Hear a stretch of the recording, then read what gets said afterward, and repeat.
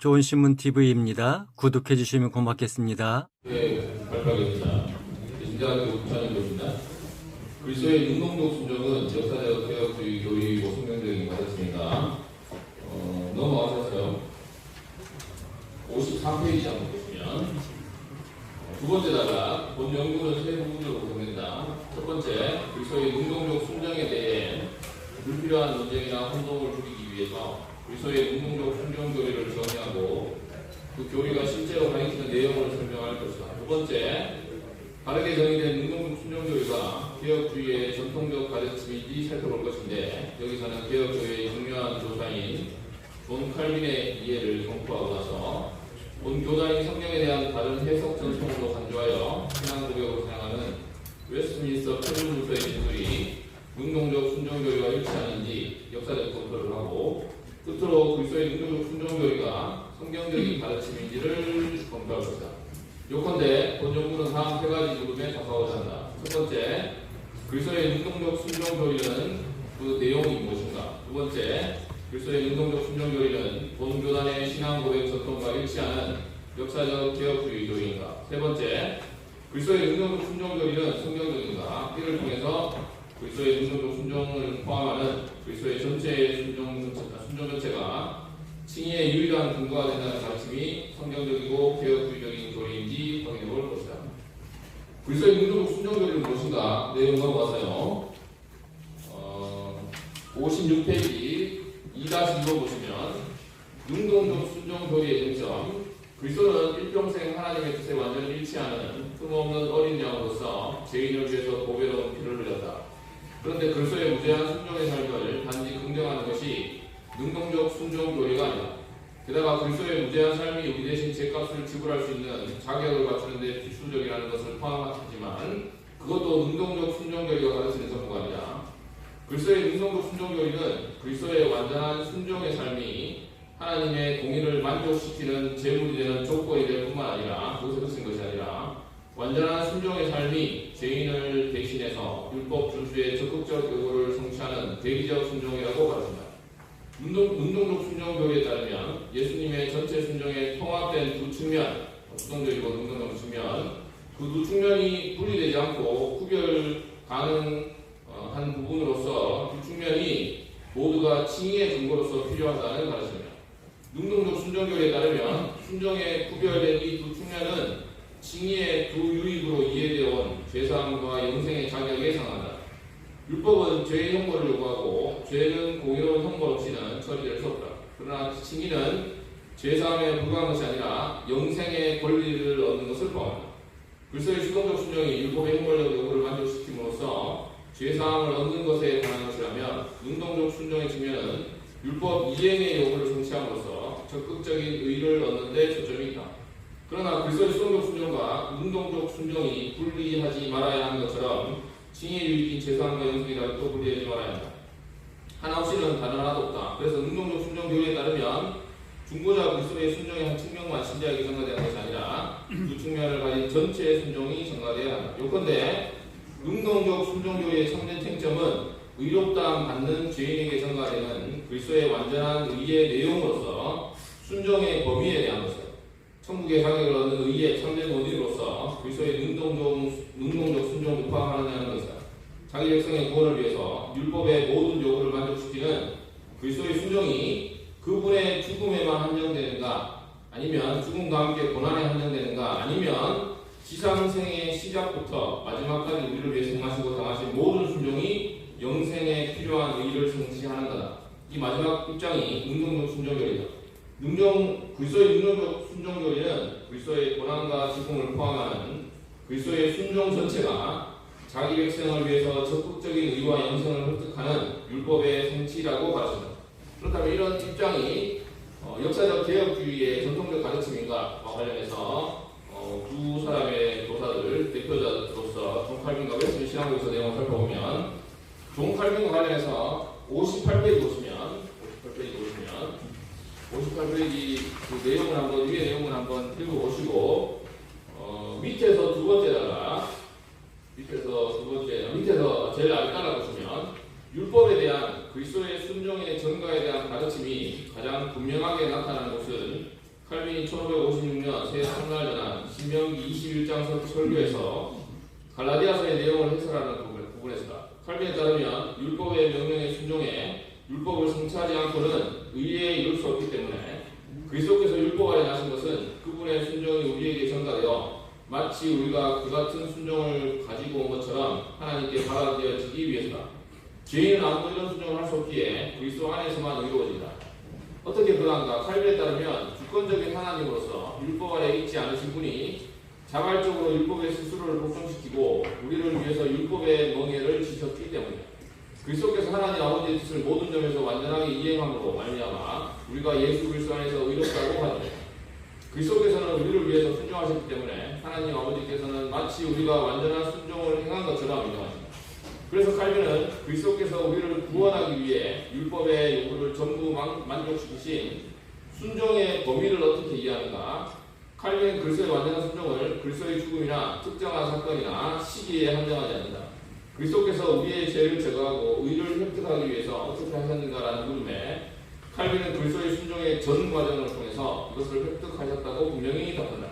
칼빈은 구원을 위한 그리스도의 순종의 정점이 십자가이지만 그분이 자기 삶에서 나타낸 나머지 순종도 배제되지 않고 시작부터 끝까지 전부 포함해 넘어간다. 결론적으로 비록 칼빈이 능동적 순종과 수동적 순종이라는 말을 사용하지 않고 이후 칼빈주의자들만큼 분명하게 구별하지 않고 능동적 순종교리가 이유만큼 충분히 발전되지 않았다고 할지라도 그리스도의 완전한 율법 준수, 영생, 그리고 의의 전가에 대한 칼빈의 이해를 생각할 때 신자에게 전가된 그리스도의 전체 순종의 기초에서 의롭다고 언제고 영생의 자격을 얻는다는 교리는 능동적 순종교리죠. 칼빈의 가르침과 일치한다. 이미 칼빈이 적어도 능동적 순종교리의 기본 내용을 가르쳤다고 보는 것은 정당해 보인다. 이런 의미에서 능동적 순종교리는 칼빈주의적이다. 반드시 웨스트민스터 표준문서에 따르면 전통적인 개혁교회 신자들은 성경이 신앙과 성분에 정확히 모호한 유일의 휴범임을 인정하면서도 고대 신조와 개혁교회 신앙 공서를 크게 존중해왔다. 왜냐하면 개혁교회가 믿어온 성경적 진리와 그것에 대한 다른 이해가 개혁교회의 신앙 고백서 안에 잘 요약되어 있기 때문이다. 개혁교회가 실제로 믿어온 역사적 개혁 신학을 포착할 수 있는 매우 중요한 역사적 기록이 웨스트민스터 표준문서에서 본교단은 특별히 웨스트민스터 신도개혁서와 성경 대소요리 문답은 성경을 밝히 해석한 교리적 표준으로 인정한다.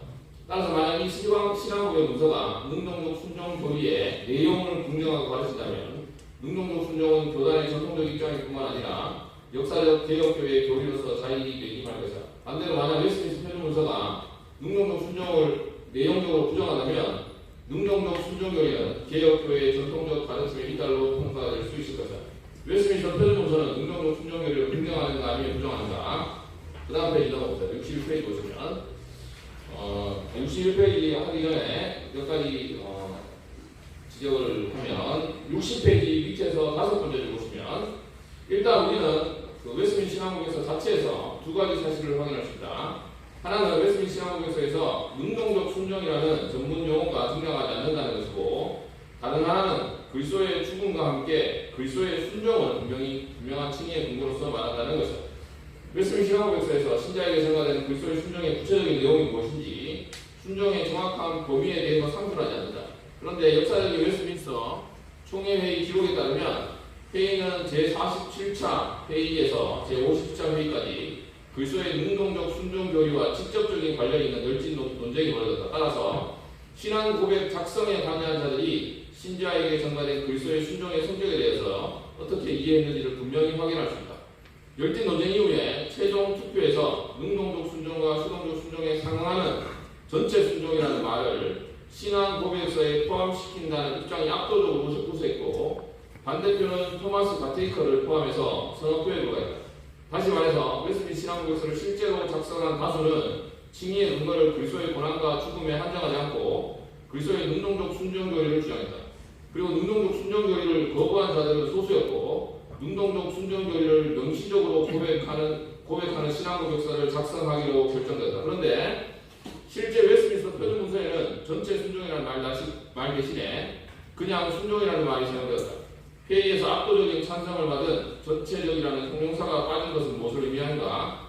능동적 순종교리가 개혁교회의 정통신앙의 시금석이 아니기 때문에 능동적 순종교리를 부정하는 소수파들을 위해서 여지를 남겨두려는 양보나 열중인가?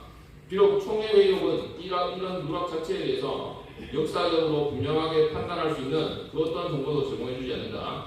그럼에도 불구하고 신앙고백과 요리문답들의 해당 주제와 관련된 내용들과 진술들을 고려할 때 웨스민스터 표준문서가 능동적 순종교리를 내용적으로 여전히 긍정하고 있다고 판단하는데 무리가 없어 보인다.